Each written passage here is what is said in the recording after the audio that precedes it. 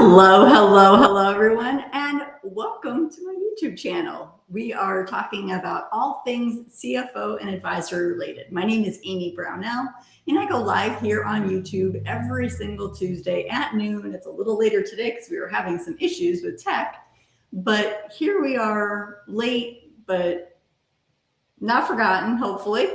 Today, we are going to talk about revenue levers and the 3 revenue levers that every single CFO should know.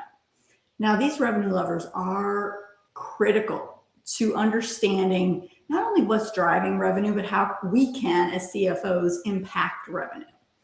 So before we get into that, I want to encourage you to join that, hit that subscribe button so you are made aware of anytime we drop new content. Anytime there is fun information to be had, that you're notified. And let's get into this. So most business owners, when they are looking to drive revenue, they think about doing things like working harder or getting more clients or running more ads or running a sale. And all of that is fine and well. But here's the thing. Revenue problems aren't effort problems, they're math problems. That is the thing that we need to wrap our heads around, is that we are just talking about math. What do I mean by that? I mean revenue equals traffic times conversion times average order value. Now you might be sitting there thinking, wait, what? Let's go through it one more time. Revenue equals traffic times conversion times average order value. So what do all of those mean? Well, traffic is the number of people that see your offer. So think about it. If you are a retail store, it's the number of people who come in to your store and look around. If you have a website presence, it's the number of people who land on your landing page, who get to your website.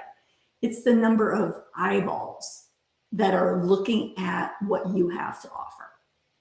Okay, so that's what traffic is. People who see your offer. Conversion, what's conversion? Well, conversion is the percent of people who see your offer that buy. So let's take that example forward a little bit. Let's say 100 people come into your store. And of those 100 people that come into your store, they're looking around, 30% of them buy. Well, let's say 30 buy. That's a 30% conversion rate. So you take your traffic times your conversion times your average order value, which is how much the average ticket is of people who buy. So every time they go to the register, they buy 1 item, they buy 2 items, they buy 5 items, they buy a bundle, they buy some of product X and some of product Z. The sum average, you sum all those together, you get the average ticket value. That's what we're looking for. We want to take into account the people who buy 1 thing and the people who buy 5 things. So the average order value, the average order per ticket. Like I said, if you take that 100 visitors and you multiply it by a 30% conversion rate, you multiply that by, let's call it $100 average order ticket, you get revenue of $3,000. Is that right? Let's do some math. 1,000, it's a day. I'm telling you what, it's a day. It's 30,000, of course. 30,000. So let's talk a little bit more about each one of those components, because each of those components is what we as CFOs can recommend be changed, be touched to impact our revenue number. So let's talk about traffic a little bit more. Like I said, traffic is the number of people who see your offer, the number of people who come to your store, the number of people who land on your website. And if you have no traffic, you have no revenue. That said, just because you have more traffic doesn't mean that you have more revenue. You could have traffic that's what we call low quality, meaning that the traffic is not really interested in buying your offer. They're maybe just coming in to look around, or they're window shopping for other things, but they get into your store somehow. It could be that. It could be you sell a women's t-shirt and there's a bunch of men coming into your store. So unqualified traffic, wrong audience. So just because you have more traffic doesn't mean that you have more revenue. And then if you are looking to increase traffic, you're going to want to do things like recommending doing paid ads, or increasing your ad spend, or posting on social media, engaging your referrals. You're going to want to get as many eyeballs onto your offer, as many eyeballs into your store as you can. And a good CFO always wants a return on that investment. So it's important that if we're going to spend money on more ads, if we're going to spend money and do ads, we want to make sure that there's a return on that investment, that we can actually see, yes, indeed, it is driving revenue.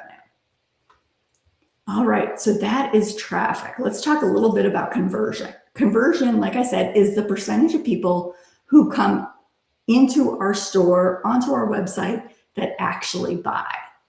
So if 100 people walk into a store, 30 people buy, that's a 30% conversion rate.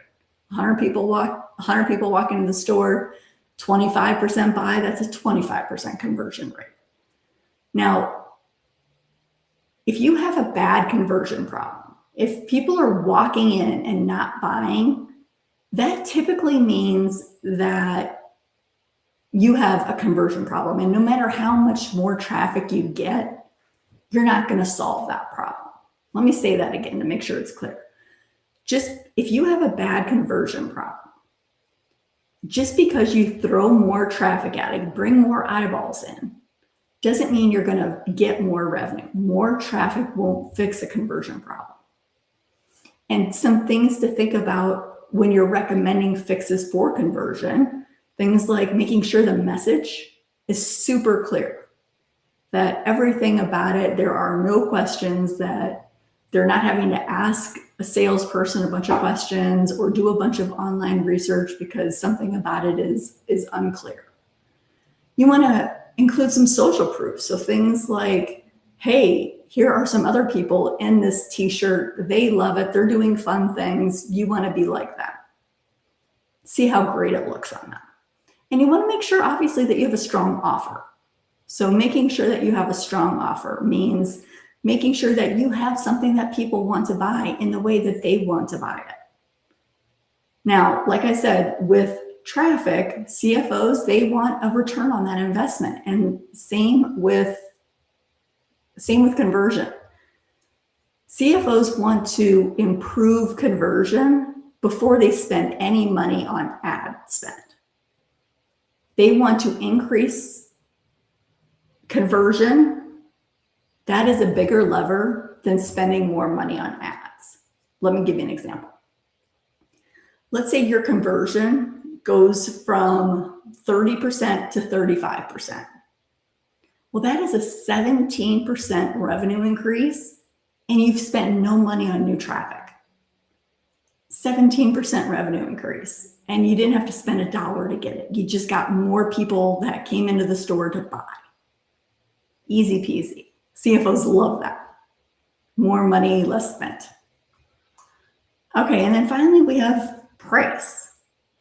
So remember, average order value, the average of all of the sales that we made, the average ticket price. Because we want to account for people who bought 1, 2, 5 premium items, bundles, whatever. We want to make sure that we're taking the average of all of those.